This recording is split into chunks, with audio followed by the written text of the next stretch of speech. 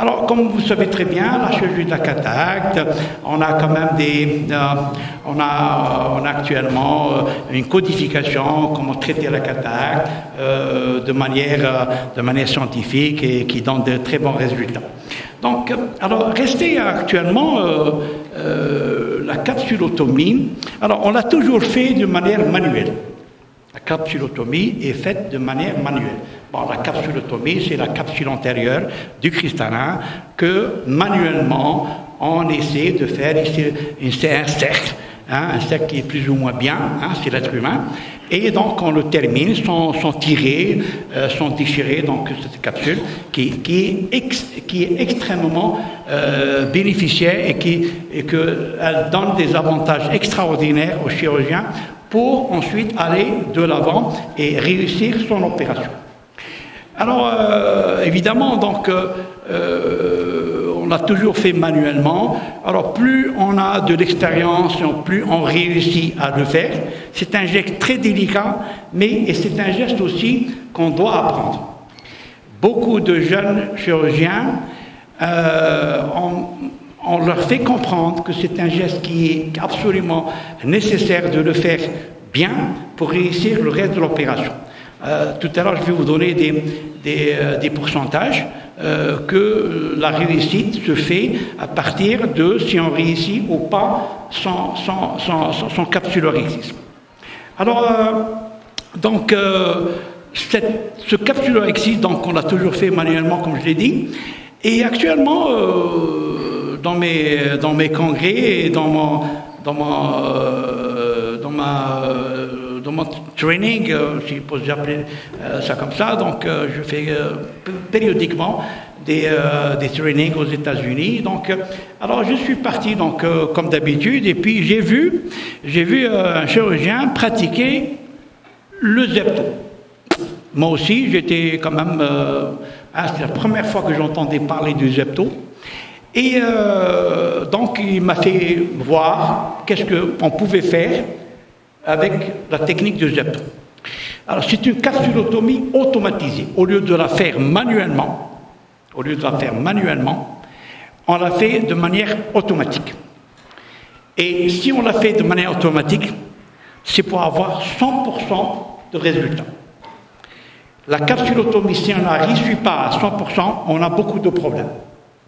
Donc, même les meilleurs chirurgiens du monde, moi j'ai 40 ans de service dans la chirurgie de la cataracte, et je vous dis sincèrement, je ne réussis pas les 100%. Impossible, c'est l'être humain. Si on arrive à être un bon chirurgien avec un bon niveau, on arrive à faire peut-être 95%, donc des gestes qu'on fait quotidiennement, et on n'arrive pas à faire les 100%. Alors, moi qui suis très expérimenté, que serait-ce des autres qui viennent et qui sont en train d'apprendre comme moi. Donc le pourcentage diminue vis-à-vis du temps qu'on doit mettre au service de cette...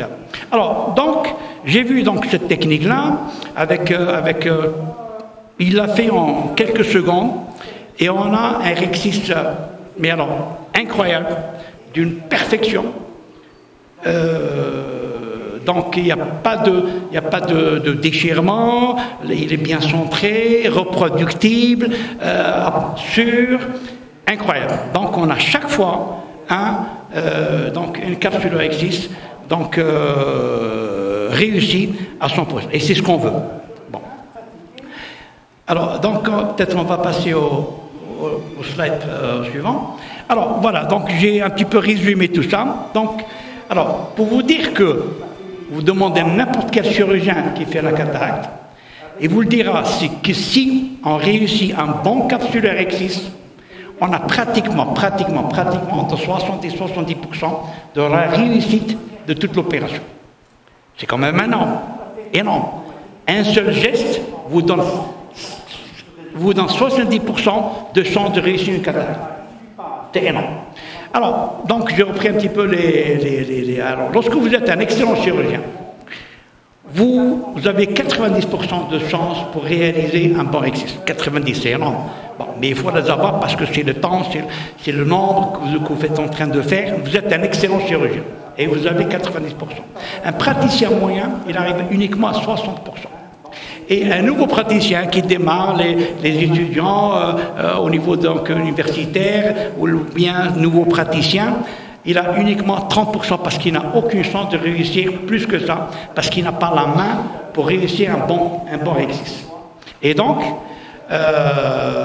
les chances diminuent vis-à-vis de cette capacité d'avoir une bonne expérience. Alors, vous voyez donc que ça se déduit d'elle-même. La capsulotomie automatisée aux épaules, elle réalise 100% de réussite. Donc, qui est content? Eh bien, le chirurgien et le patient. Parce qu'on a réussi pratiquement à atteindre ce qu'on voulait. Alors, évidemment, donc on va suivre ensuite. Voilà. Alors, donc, il y a une définition. Donc, c'est un produit consommable qui est donc utilisé dans la chirurgie, donc de la cataracte. Donc c'est un produit qu'on achète. D'abord on achète la consonne, c'est-à-dire le matériel, et puis on achète le produit consommable qui est donc à chaque opération, il faut refaire et donc c'est par œil. Donc un produit pour un œil. Alors, la technologie, alors qu'est-ce qu'elle a comme principe? Donc, vous allez me dire, voilà, donc c'est bien, mais qu'est-ce qu'elle a comme principe? C'est tout simplement, je vais vous montrer après, de comment ils utilisaient cette pièce à main. C'est une petite pièce à main avec un câble électrique qui est relié donc, à la machine. Et c'est elle qui donne, donc vous l'introduisez par une incision que vous faites quotidiennement, hein, donc de 4, de 8, comme vous voulez. Et donc ça s'introduit, ça remplit la chambre antérieure. Vous avez donc un anneau qui est en silicone, qui se pose sur la capsule. Et la capsule, donc vous la voyez très bien, la capsule, donc le silicone se pose sur la capsule et vous commencez à faire un vacuum, c'est-à-dire vous faites la succion pour qu'il puisse s'installer sur la capsule et ensuite vous, à travers le câble donc, électrique, vous faites passer une pulsation d'une petite énergie, c'est des nanojoules et qui dure 4 millisecondes à travers, parce que disons que l'anneau donc en silicone, il y a dans l'anneau silicone, il y a un petit fil qui est dû au nitinol, c'est un fil électrique qui n'est pas rigide comme un fil de fer, mais disons qu'il peut rentrer donc par 2,2 mm et puis ressortir et puis ensuite s'agrandir pour faire un anneau carrément un cercle. Donc, et il est induit par une petite intensité donc petite intensité donc et donc ça produit donc une petite pulsation et ça permet cette petite pulsation de couper un segment antérieur de la chambre de la capsule antérieure du cristallin et c'est tout. Je vais vous montrer sur cette vidéo, donc vous allez voir. Donc c'est une capsulotomie. Alors là, évidemment, donc elle est reproductible puisque donc à chaque fois c'est le même sexe. Le sexe, c'est chacun. On peut me demander quelle est donc la taille, le diamètre. Bon, il est à 6,1. Donc c'est un parfait, donc capsule existe, qui n'est trop grand ni trop petit. Donc il est fait comme ça. Et puis donc il est précis, donc il est rapide. Ça dure quelques secondes. Il est bien centré parce que c'est vous qui le centrez. Très sécurisant. Il est même garanti et puis en plus ça pas cher. D'accord. Donc je dis pas cher parce que il y a juste un appareil à acheter et du consommable. Un laser qui fait les cataractes. Il y a des lasers sur le marché qui font les cataractes. Donc qu'est-ce qu'ils font? Ils font l'incision d'entrée. Ils font les portes d'entrée, ils vous font la capsulotomie dont on parle, d'accord? Et ils vous font, dans certains cas, pour ensuite faire émulsifier des noyaux, mais pas tous les noyaux. Donc voilà, donc vous achetez un appareil qui coûte 40 000 dollars pour justement faire juste une capsule Rexis. Ça ne vaut vraiment pas disons, l'intérêt de faire tout ça. Moi, à mon niveau, je ne peux pas investir 40 000 dollars pour une incision que je fais parfaitement, même si j'ai 90%, mais je le fais parfaitement. Mais là, on a pratiquement, donc on n'a pas un laser, on a juste donc une pièce à main qui permet de faire exactement ce que vous voulez et à 100%. Donc, elle n'est pas chère par comparaison au laser qui peut faire beaucoup de choses, mais c'est trop cher. Et puis, combien va payer aussi le patient? C'est très important. Alors, évidemment, donc, il y a une petite brûlure donc, de la capsule. Il y a des températures qui ont été enregistrées. Dans la capsulotomie, elle atteint une élévation de la température dans l'œil qui est pratiquement de 2 degrés. Donc, pratiquement pas de changement. C'est vraiment très insignifiant sur le plan. Donc, il n'y a pas de brûlure dans cet acte, mais juste une petite coupure dont on a besoin d'un truc électrique. Et puis, ça donne donc les résultats, quoi. Alors, voilà donc la pièce à main, le module, enfin le matériel en lui-même. Alors pour répondre à votre question sur le fait qu'on a une technique exclusive, c'est que cet appareil-là que vous avez, qu'on a ici en Algérie, il n'est pas commercialisé dans le monde hors des États-Unis. Les États-Unis, ils l'ont fabriqué. Il reste exclusif aux États-Unis. Il n'a même pas encore été en dehors et vendu en Europe ou bien dans le reste du monde. Bon, vous allez me dire, alors comment vous avez fait pour l'avoir? Bon, c'est une question de chance. Et le bon Dieu a toujours été présent quand on fait de bonnes choses. J'ai insisté, je ne sais pas qu'est-ce qui les a poussés, mais j'ai volé pratiquement cet équipement pour le ramener avec moi en Afrique et en Algérie. Donc, parce qu'ils ne pouvaient pas officiellement donc le mettre, ils me l'ont mis avec un autre matériel, enfin ils se sont débrouillés pour me le vendre parce que j'étais tellement insistant et tellement j'ai voulu avoir cet appareil parce que arrivé à mon niveau là, en 90, je voulais passer de 90 à 100%. Et donc voilà, je l'ai ramené et il est actuellement ici chez nous et avec le matériel. Bon, le matériel donc il faut l'acheter parce que chaque œil vous avez donc du matériel de consommable. Donc la console donc elle est là et puis donc on va passer au matériel. Voilà. Donc le matériel donc c'est du consommable. Vous avez vu donc c'est plein de tubes. Il y a le câble électrique qui est là. Le câble électrique qui est là. Hein, d'accord, donc relié, et puis vous avez donc un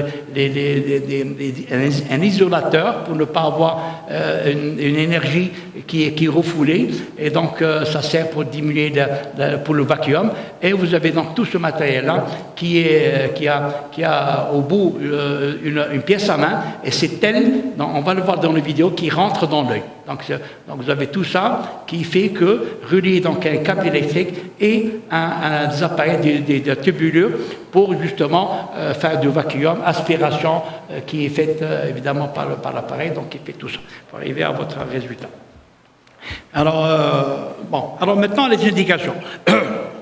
Alors moi j'ai été sidéré par le nombre d'indications que normalement on devait faire beaucoup de choses pour arriver à un bon Rexis, alors que là, pour les petites pupilles, alors l'anneau que je vous avais dit qu'il est de 6 mm, il peut très facilement être en dessous de l'iris. On le met en dessous, donc on le fait rentrer et on le fait, ce qui fait que la pupille, elle couvre l'anneau de 6 mm. Donc, vous n'avez pas à vous inquiéter, puisqu'il y a la succion qui se fait sur le cristallin, et donc avec l'énergie qu'on a, on a notre capsule à excise de 6 mm, superbement bien fait, et puis on enlève, on le retire sans aucun dommage, et ça c'est très important dans les PEC. On le connaît très bien, les sources d'inconvénients, parce que si on reste un Rexis dans ces conditions-là, avec des petits pépis, on va droit à beaucoup de complications. Donc c'est un avantage terrible pour sauver justement ces patients qui ne donnent pas toujours l'accent de pouvoir. Bon, alors là, les capsules sclérosées, vous allez me dire, bon, est-ce qu'il peut couper une capsule? On a des capsules sclérosées. Vraiment, il faut 6 os pour couper les capsules, dans certains cas. Alors que là, vous êtes en train de voir, voilà comment on fait rentrer donc donc tout ça, voilà. Donc il y a une branche qui est là, et puis vous avez donc le silicone, et délivre d'énergie, et puis après voilà, il est rentré, maintenant il sort, et vous avez la capsule qui est là. Regardez la capsule comment elle est faite. Donc on va la retirer et on va la mettre alors complètement intacte, mais alors absolument intacte, chose que très très difficilement on peut le faire. Voilà. Alors on va la mettre sur la cornée, vous allez la voir. Donc elle est là, regardez, voilà. Donc une capsule absolument intacte, parfaitement bien faite, que l'être humain ne peut, très rarement on peut réussir ce que la technologie peut faire en quelques secondes. Alors donc, vous avez aussi des cataractes aussi intumissantes. Les cataractes intumissantes, c'est un cauchemar de beaucoup de chirurgiens. Qu'est-ce qu'on fait dans les cataractes? À peine vous posez votre cystotomes et vous avez donc du lait qui s'évapore, etc. Alors que là, voilà, donc automatiquement, vous rentrez, vous faites un petit peu d'énergie, vous faites de la succion, et donc automatiquement, et vous avez totalement donc votre capsule Rexis qui est bien fait, voilà, donc l'influx donc électrique qui passe, voilà, donc on en a pour quelques secondes, 4 millisecondes, ensuite on fait le relâchement, on relâche tout ça, on enlève, et on a notre super capsule Rexis qui nous sert, que vraiment ça nous donne, voilà, donc les bords ils sont là, et donc c'est merveilleux d'avoir un Rexis, alors que ces cas-là sont très difficiles à gérer pour le chirurgien. Prenez n'importe quel chirurgien, tout le monde a sa petite technique, mais on peut rater des capsules Rexis parce que le lait, il y a de la pression, il y a tout, donc, et on arrive à avoir des déchirements de ces capsules. Alors, il y a une chose qui m'a agréablement surpris encore plus. Tous les bons chirurgiens, les excellents chirurgiens vous diront que lorsqu'on a des cataractes congénitales, demandez à n'importe quel chirurgien, les cataractes congénitales, ils ont des capsules qui sont extrêmement élastiques. Et si vous ne savez pas le faire, le capsulaire Rexis, il file tout au long et puis il s'en va. Il ne vous la rattraperez jamais. Donc, c'est l'expérience qui fait qu'on peut faire des capsules en tirant bien, beaucoup d'expérience, donc en tirant un petit peu, très élastique. Et donc, on arrive à faire des capsules Rexis plus ou moins bien. Donc, c'est l'expérience qu'il faut. Alors que là, je l'ai essayé sur une cataracte congénitale. Ça, c'est un enfant de, je ne sais pas, peut-être il a 6 mois. Et là, donc, regardez cette qualité du Rexis qui est là. Regardez cette qualité. Et ça se fait en quelques secondes. C'est absolument fantastique. Et puis quand même, c'est 6,1. Ce qu'on peut faire, nous, bons chirurgiens, on peut faire des 4 mm, des 4,5, des 5, des 6. Bon, on le réussit pour ne pas qu'il se déchire. Mais là, vous avez de la reproduction totalement de 6 mm à chaque fois, et il n'y a pas de capsulophémosis qui fait après qu'il y a donc il faut reprendre le malade parce que la capsule antérieure se pacifie, donc bon, c'est des complications. Alors que là, donc s'il y a des cellules qui viennent, ce sera autour de la berge et on ne les voit même pas, l'implant est déplacé, et donc c'est un succès total concernant les cataractes congénitales. J'ai été agréablement surpris par les cataractes congénitales quand on faisait donc ce type de Rexis. Alors, voilà donc une petite vidéo qui montre comment on tire donc tout le matériel, donc les tubes avec la pièce à main. Et donc, Voilà, donc il y a des choses à faire avant. Et puis l'assistante qui est là, donc elle fait les étapes que doit faire. Donc d'abord la succion, ensuite le laser en lui-même. Et vous avez donc au fond, vous avez donc la vidéo qui est là. Donc voilà, qui fait que voilà, j'introduis donc ma pièce à main, le silicone il est là, et fait l'injection. L'infirmière elle est là en train de pousser chaque fois que je lui dis de faire. Alors donc ensuite on enlève. Et puis voilà, donc on fait notre... Et puis voilà, regardez cette qualité de capsule avec ce qui est là. Regardez, on peut implanter n'importe quel implant. Un implant multifocal, un implant monofocal, un trifocal, tout ce que vous voulez. Donc c'est absolument une garantie d'un succès pour une opération. Donc... Et puis ensuite, voilà, en conclusion, donc on arrive à ce que je vous avais dit, donc une capsulotomie reproductive précise, rapide, centrée, sécurisante, garantie et pas chère. Donc, alors la capsulotomie automatisée aux heptos, elle réussit toujours avec 6 à 100%, ce que l'être humain ne peut jamais faire. Voilà, donc, comme je l'ai dit, c'est le premier appareil qui sort des États-Unis, et il est chez nous. Voilà l'exclusivité. Alors, je vous remercie beaucoup de votre attention. Merci beaucoup.